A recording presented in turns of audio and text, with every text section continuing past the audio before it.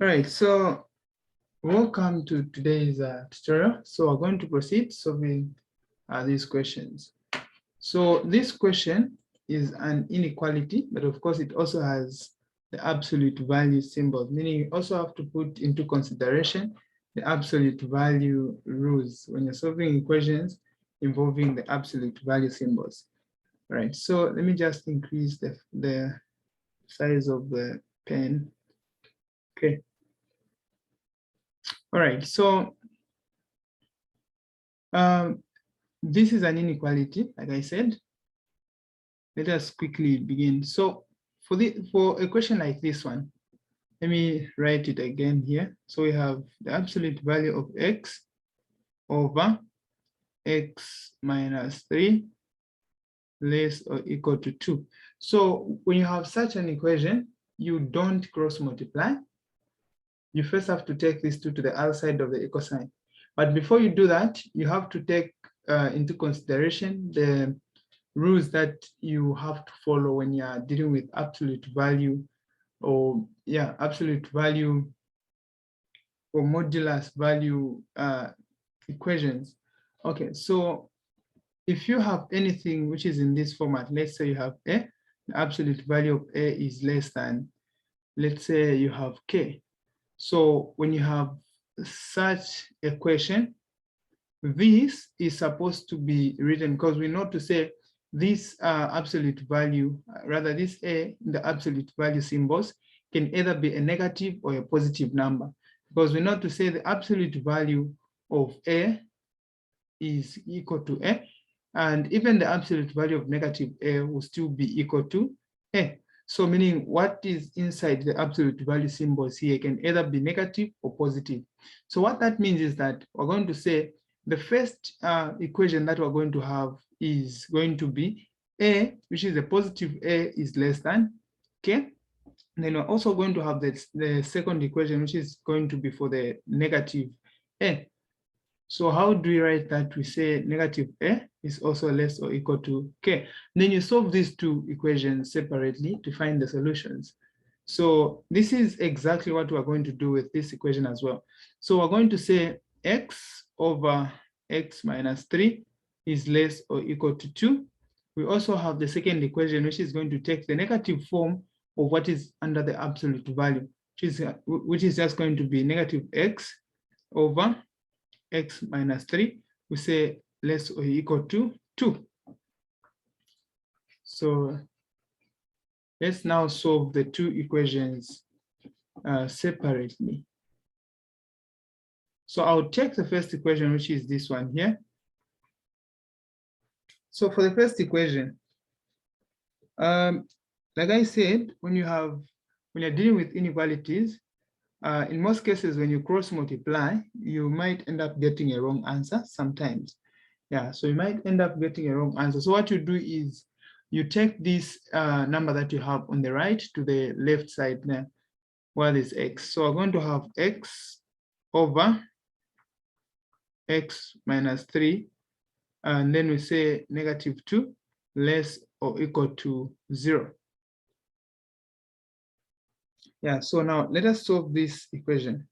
So we express this as a single fraction by finding the common denominator this side. So the common denominator will be x minus 3, because we have this part and then we also have 1. So the common denominator where both 1 and x minus 3 can go into is simply just x minus 3. So when we say x minus 3 into x minus 3, the answer is 1. 1 times x, we're getting x. Then we say 1 into x minus 3, the answer is x minus 3. X minus 3 times negative 2, which is just the numerator there, is going to give us negative 2, and then open brackets, multiplying it with x minus 3. Then we're saying this is less or equal to 0. Okay, so now we can simplify this. On top, we're going to have x, then negative 2 times x, we're going to have negative 2x. And then the other thing is negative 2 times negative 3, we're getting positive 6. Then everything down here, we're going to have x minus 3, and say less or equal to 0. So when you add the first two terms here, since they're like terms, we have x and -2. When you add them, you're going to get -x and then plus 6, everything divided by x minus 3. And then this will be less or equal to 0. So now when you reach here, you now have to get the critical points, and then you put them on the number line to test them to see which region qualifies for this expression. So how do you do that? So let me just demarcate. So I'm going to equate the numerator, both the numerator and the denominator, to 0. So when I equate the numerator, I'm going to have -x plus 6 is equal to 0. Then when I simplify this expression, I'm going to have -x is equal to -6. When I divide everything by -1, I'm going to get x is equal to 6. Then I'll also do the same for the denominator, where we have x minus 3. Then we equate this to 0. So when we equate that to 0, we're going to get x is equal to +3. So these two values are the ones that we're calling the critical points. So these are not the final solutions. These are just critical points. Now, we're going to use these same two critical points to find, we're going to use these two critical points to now determine the region, which is going to make this statement that we have here to be true. So how are we going to do that? I'm going to draw a simple number line here. And I'm going to put my critical points there. So on the critical points, we have 3. Then we also have +6. So this side, we know that these are numbers that are, these x values this side are less than 3. So now, because we're using less or equal to 3, we're going, since we're using less or equal to symbol in this expression, we're also going to be putting less or equal to them. And then numbers between 3 and 6, we write them as 3 less or equal to x less or equal to 6. The numbers greater than 6 are all the numbers that are this side. So these numbers are the ones that we're saying. So these numbers are the ones that we're going to say x is greater or equal to 6. So now we can start testing the regions. So how do we test the regions? So numbers that are less or equal to 3, we can get any number that is less or equal to 3. Okay, let's for now, let's avoid 3. Let's just get any number that is less than 3. And I think we can get 2. I think let's just use 0 so that we don't waste time thinking about how to calculate. So if we put 0 where there is x in this expression, so let me just copy this same expression here. So we have -x plus 6 over x minus 3. Then we say this is less or equal to 0. So if we put 0, because 0 is less than 3, so if we put 0 where there's x there.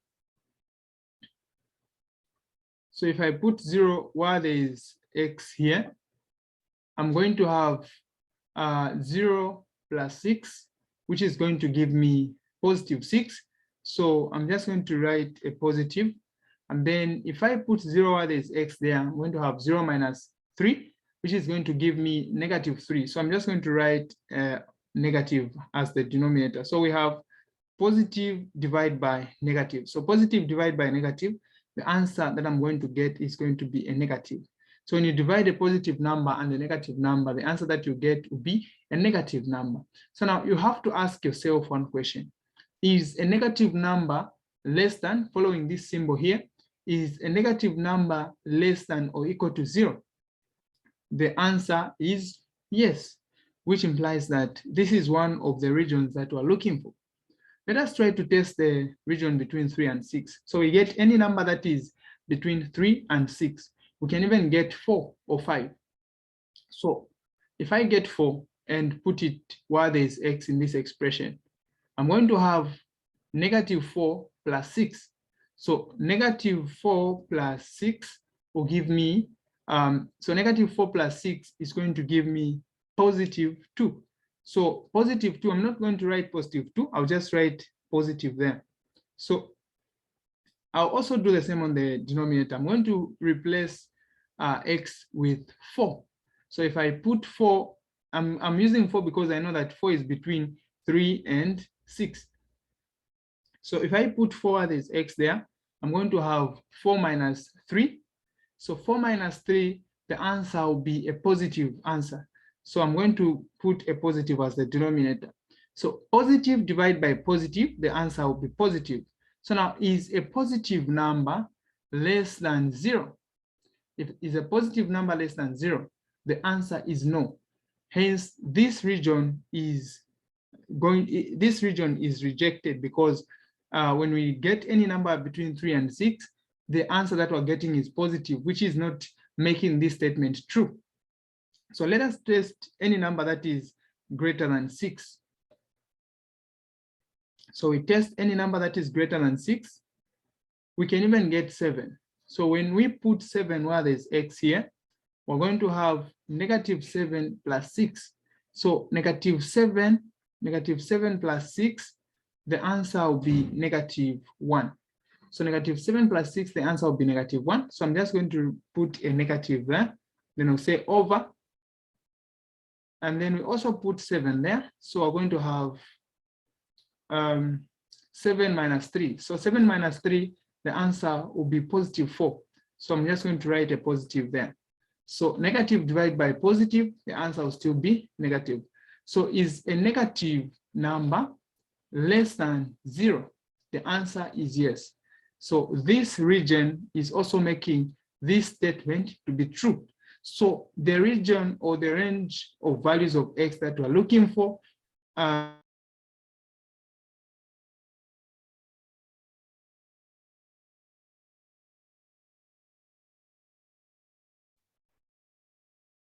so the region that we're looking for is simply just x is, we're looking for this region, x is less than 3, and also x is greater or equal to 6. So if you want, you can write it as x is equal to, we know that numbers that are less than 3 are just ranging from -infinity .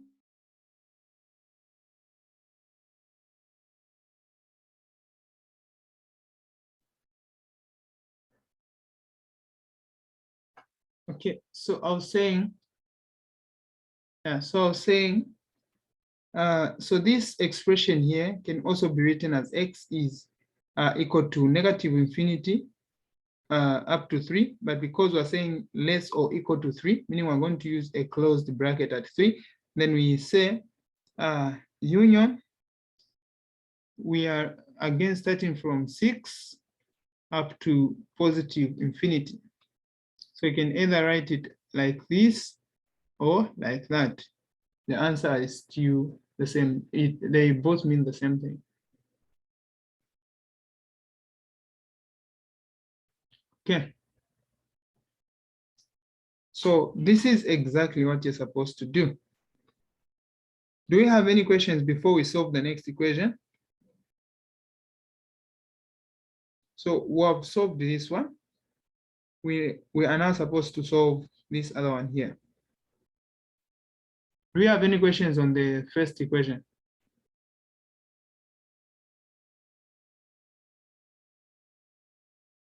Okay, so let's proceed.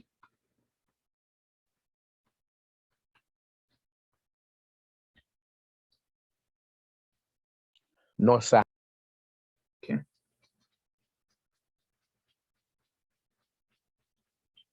So we took the positive part. We're now going to take the negative part of that equation.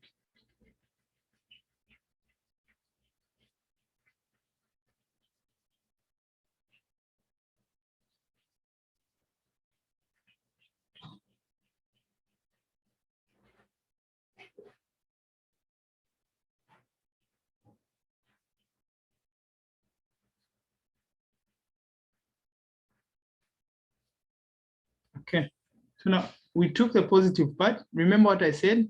I said this expression can be written as x over x minus 3 less or equal to 2, and also negative x over x minus 3 less or equal to 2. So we've solved this one.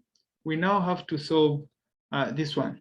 So for the first one, we got the answers to be x is equal to negative infinity, comma 3.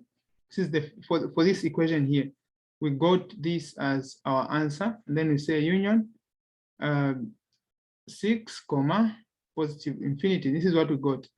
Now, let us solve this one.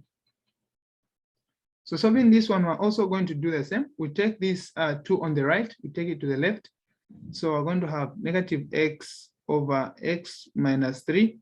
Then we say minus 2 is less or equal to 0. And then we find the common denominator, which is just x minus 3. Then from there, we're going to say x minus 3 into x minus 3. The answer is 1.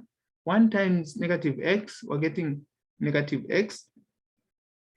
Then 1 into x minus 3, we're getting x minus 3 times negative 2. We'll have negative 2 multiplying x minus 3. Then this side we have less or equal to 0. Then we can simplify the numerator there. So the denominator is still x minus 3. Then the numerator will be negative x. Then negative 2 times x, we get negative 2x. Negative 2 times negative 3, we're getting positive 6. Then this is less or equal to 0. So when you simplify this expression, we're going to have negative 3x plus 6 over x minus 3. Okay, we say less or equal to 0. So to find the critical points, we're going to equate both the numerator and the denominator to 0. So we're going to have negative 3x plus 6 is equal to 0. And also we have x minus 3 is equal to 0. So when we simplify this expression, we're going to get negative 3x is equal to negative 6. When we divide both sides by negative 3, we're getting x is equal to positive 6, rather positive 2. And then this other side, we're just going to have x is equal to positive 3. So after finding these two critical points, you can now take them on a number line. So we take them on the number line so that we can find the correct region which we're looking for. So I'm going to put 2 there, and I'll also put 3. So I know that all the numbers that are this side, they are less than 2. So I'm going to say this side we have x less or equal to 2. Then here in between 2 and 3, we have numbers that are between 2 and 3, and we can write this region as what you're seeing here, what I've written, 2 less or equal to x, which is less or equal to 3. The numbers that are this side are numbers that are greater than 3. Okay, so now let's take any number that is less than 2, then we test it in this expression here. So when I get, let's say for instance 0, because I know that 0 is less than 2, so I can use 0. So when I put 0 while there's x there, on top I'm going to have 0, because I know that negative 3 times 0, the answer is 0. So 0 plus 6, the answer will still be positive 6. So I'm just going to write a positive there. And then if I put a 0 while there's x here, I'm going to have 0 minus 3, which will give me a negative. So now the question comes in to say, or before we ask ourselves that question, we can say, we can first simplify this. Positive divided by negative, the answer is negative. Now, is a negative number less or equal to 0? The answer is yes. So meaning this region is also accepted. So let us also test any number that is between 2 and 3. So we can even get 2.5. So when you put 2.5 where there is x there, we're going to have 2.5 times 3, and then we add it to 6. So 2.5 times 3, then we add it to 6. We know that 2 times 3 gives us 6. So if we say 2.5 times negative 3, the answer will be negative, something like negative 7, yeah, which is which when added to 6, we're still going to get a negative answer. So when you simplify, when you put 2.5 where there's x and then you add it to 6, the answer that you're going to get will be a negative. Then denominator there, when you put 2.5 there, we say 2.5 minus 3, the answer will be a negative. So negative divided by negative, the answer is positive. Is a positive number less than 0? The answer is no. So this region will be rejected. We can get any number that is greater than 3 so that we test for this other region. So we can get 4. When you put 4 where there's x there, we're going to have negative 3 times 4 to give us negative 12. Negative 12 plus 6, the answer will be negative 6. So I'm just going to write a negative there. And then when I put a negative 12 where there's, or rather negative, not negative, when I put 4 where there's x there, because I'm taking numbers that are greater than 3. So when I put 4 where there's x, I'm going to have 4 minus 3, which will be a positive 1. So I'm just going to have a positive there. So negative divided by positive, the answer will be negative. So is a negative number less than 0? The answer is yes. So these two regions are the ones that are accepted. So now we have the range of values of x for the second equation to be x is equal to numbers that are less than 2 can also be written as numbers ranging from negative infinity up to 2. And then we're finding the union set, which is union, in other words, it's just the addition of 2 different sets. Okay, so we're finding the union set of this and also the numbers that are greater than 3. So meaning we're going to have 3 there up to positive infinity. So now to find the final solution, which is the set of values that are going to make this equation true, we are going to add, or we're going to find the intersection set of this expression here and what we have found there. So when we find the intersection set between the two expressions, then that's the solution set which is just the final answer that we're looking for. Okay, so let us find the intersection. I'm going to use a blue color. Okay, so I'm going to name my first x as x1. So let me say this is x1, then this one is x2. So to find the final solution, which is just x, we're going to say x is equal to x1 intersection x2. So x1 intersection x2, we're going to find the intersection set between the first x and the second x. So my value of x will therefore be equal to,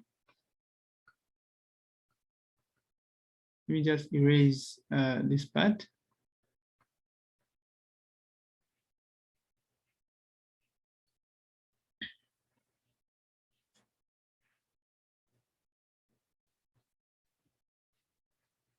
Okay.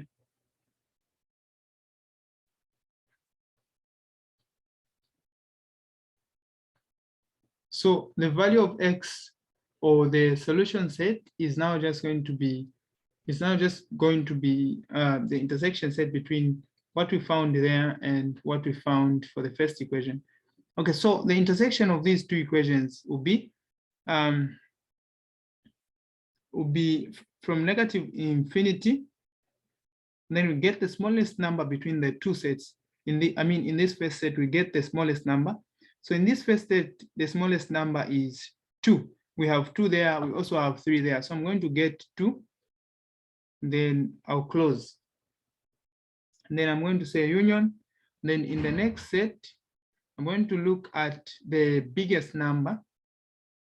I'm going to look at the biggest number because we're looking for the intersection set. If we're looking for the union set, I would have looked for the smallest number. But in this case, we're looking for the intersection, meaning the common elements. So I'm not going to get the smallest number, I'm going to get the biggest number. So in this case, we have 6 there. So I'm going to put 6 there.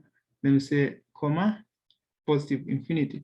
So this is the solution set. So when you get any number starting from 2 going to the negative infinity, try to put it in this expression. You discover that the answer that you are going to get will either be equal to 2 or it will be less than 2. Or if you get any number that is greater than or equal to 6, the answer that you are going to get if you replace it in this expression, in this equation, you discover that the answer that you're going to get will be less or equal to 2. So this is how you solve such inequalities. Okay, so the most important thing is just to come and find the intersection set between the two sets of two sets of values of x that you found. Okay,